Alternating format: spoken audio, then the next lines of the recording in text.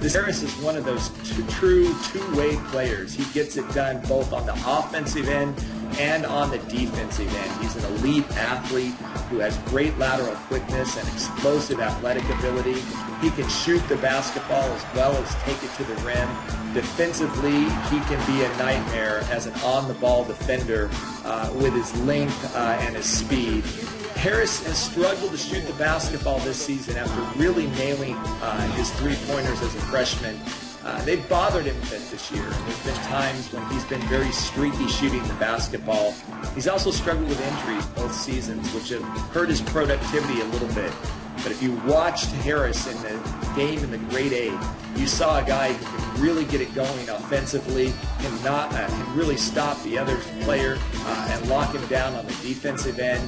And while he doesn't project to be a superstar in the NBA, there's a dearth of two guards right now who can really get it done on both ends of the floor, and he projects as a starter at the next level. Gordon is a freak athlete. He jumps out of the gym. He has ridiculous quickness, ridiculous speed for a player his size. He looks in some ways like a mini Blake Griffin out there. Dunks everything, plays above the rim, and is just a nightmare for other teams defensively with his quickness and his hands.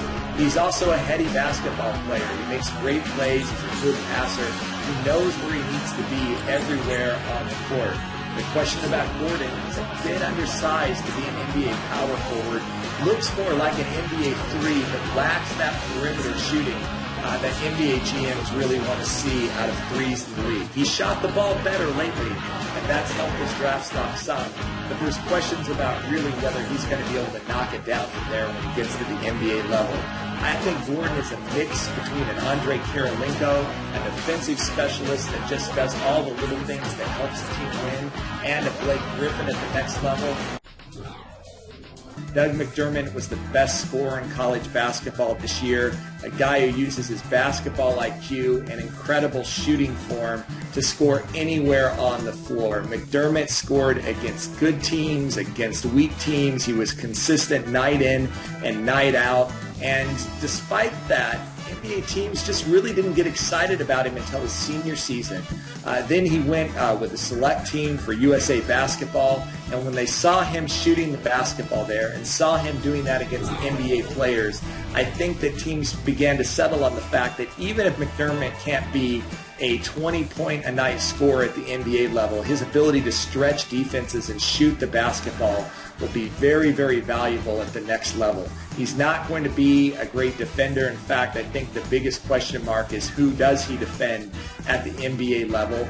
And he's not going to be able to get all the scoring opportunities that he got at college. He's just not going to have that green light, and some of the things that he did at the college level just won't translate at the NBA level.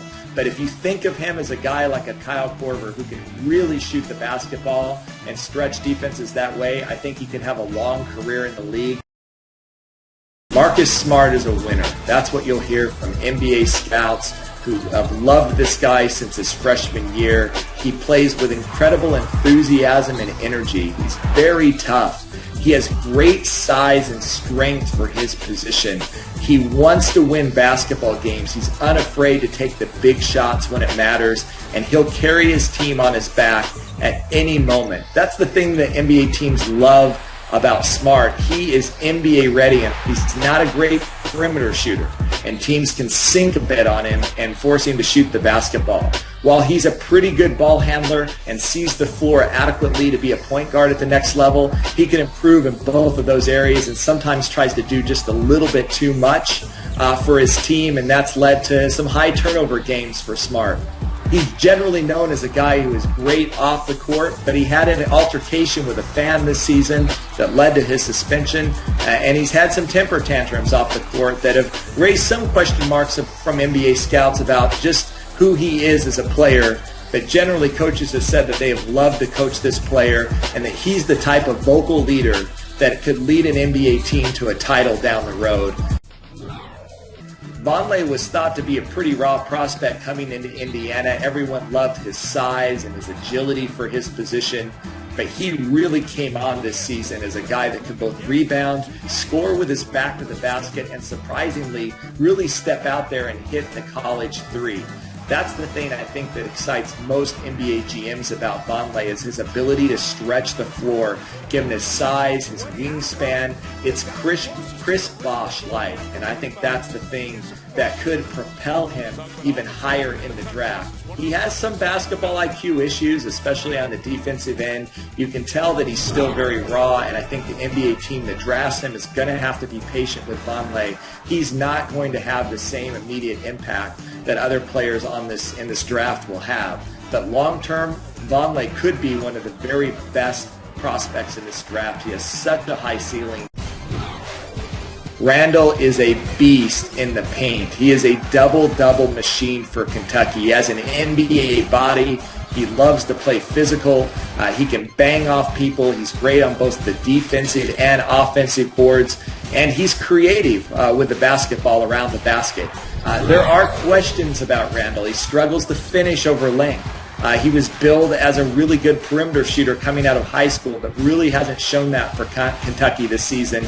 And he has the tendency to go left in everything that he does, and he's going to have to improve that right hand. But he's carried this Kentucky team to the Final Four, and that's an impressive feat. And if you want a guy, again, that can step in right away and play with the other big bodies in the NBA, Randle might be your guy. Exum is the unknown in this draft. He made a name for himself at the Nike Hoop Summit last year, and then in the FIBA Under-19 tournament. He has not played college basketball, and he really hasn't played since December when his team won an Australian high school title. He's now working out in LA with Tim Grover, and for many NBA scouts, they're probably not going to be able to see him again from a scouting perspective. But here's the lowdown on Exum. He's super quick. He has great size for his position. He can play both the 1 and the 2. He's an excellent finisher around the basket. He also has great court vision and really has a high basketball IQ for a player as young as he is. The big question around him is his jump shot. He's not a lights-out shooter, not a bad shooter, but needs to improve as a three-point shooter and in the mid-range game. And just that unknown, we have not seen him against the elite competition that we've seen a lot of these other players. How will his game translate to the NBA? He has the talent to go number 1 overall, though I'm not sure that there's an NBA general manager out there that has the courage to take him number 1. Parker might be the most NBA-ready of the top prospects in the draft. He is an elite scorer who can score inside and outside. He already has an NBA body and has such a high basketball IQ. He's a great passer. He's a good rebounder. Parker can get you buckets wherever he is on the floor. The biggest question around Jabari is he an NBA-level athlete? He doesn't really have great explosion jumping off the floor, nor is he great laterally, and that has really affected him on the defensive end of the basketball, where at times Jabari can actually be a liability. With that said, scoring comes at a premium for NBA draft experts, and I can't believe that Jabari is going to fall out of the top 4. Some teams like him as the number 1 pick in the draft. Wiggins may have the most upside of any player in this draft. He is a physical freak. He can jump out of the gym, is an explosive athlete, incredibly quick for his size, has great size and length for his position as a wing, already a lockdown defender, and very smooth offensive player. He needs to tighten up his handle. He could improve that three-point jump shot, but those are minor criticisms of him right now. The biggest issue with Wiggins is, will he be an alpha dog? Will he play in attack mode all the time? NBA GMs want to see that out of the number 1 pick in the draft. I think Wiggins is the favorite. Embiid began the season as somewhat of a raw player, actually. He didn't look like he was going to be a one and done, but he improved dramatically throughout the whole season. How often do you find 7-footers with his wingspan that are fluid athletically, can score with their back to the basket, and are nightmares on the defensive end, both as shot blockers and rebounders? Embiid really has it all. And the biggest question around him is, how much will he grow? How much will he continue to improve as a basketball player? He's still very raw, and he's still getting a feel for the game.